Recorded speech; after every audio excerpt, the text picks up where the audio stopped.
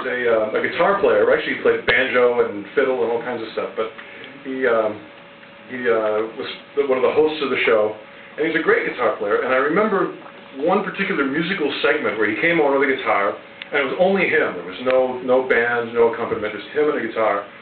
And he played this piece. I don't remember exactly how it went. All I remember is that the entire piece was tremolo picking. And tremolo picking is where your left hand doesn't go particularly fast. You might just stay on one note. But your right hand goes, and then you just slowly play the melody.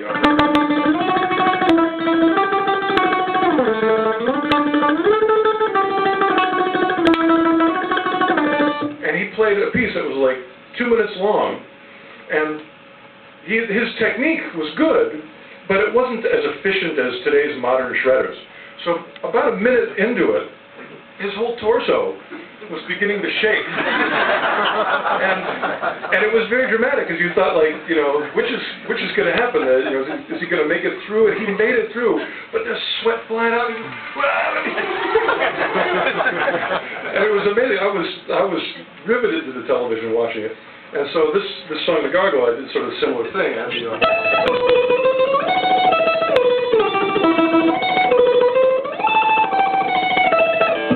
Because I do it on one string, my problem is I have to stare at the neck. I hate that, because I like to be able to look around, you know, see what's happening to everybody, and you know, and sort of, you know, lean back, close my eyes like Santana. But when I have to stare at the neck, I feel guilty. So I'm staring at the neck. So I hope it wasn't too bad. I'll try not to stare at my neck too much for the next song. Let's see, which is. This is a good one. I'm going to do a song. Well, I'll tell you about it at the end. But well, actually, no.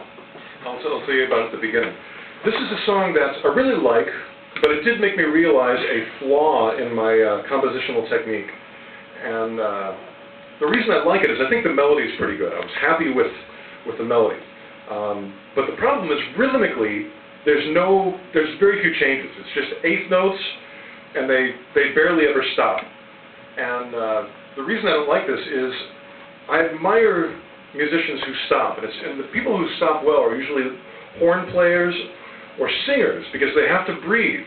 You know, with a guitar, you know, is driven by your hands, and your hands, you know, I mean, eventually you have to breathe, but you don't have to breathe as much as you do if you're singing or if you're playing a trumpet or a saxophone. Those definitely are driven by your lungs. So, you know, I just went on and on and on with this eighth note thing, and you know, kind of sonically forgetting to breathe. So I want to do a challenge first with myself to see if I can hold my breath until there's a stop in the song. So something like this.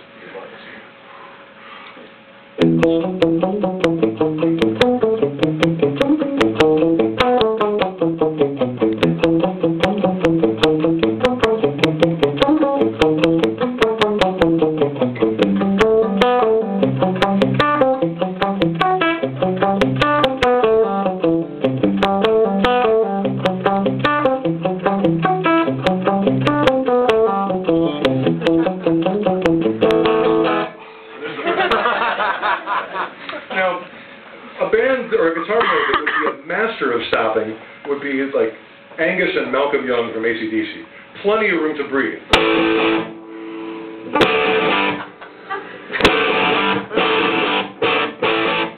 And that stuff sounds great live, especially like this room is a pretty good sounding room. It's got some, you know, acoustic treatment to it. There's not too much reverb. But when you get out on the road, you definitely encounter a lot of venues with horrible acoustics. And when you're playing really loud music, these horrible acoustic rooms really become ugly. It's just, you know, especially if the songs never stop. So that's what I discovered after doing songs like this, is whenever you do have a stop, you can hear the reverb of the room, and it's really a great technique. So stop when you can. And there are a couple stops in here, and they're, in contrast to all the playing, it's so nice to hear that little bit of silence. So savor that silence, enjoy the eighth notes, enjoy the pretty good melody. And this is track number 7. It's from my last instrumental CD called Get Out of My Yard, and the song is called Hurry Up.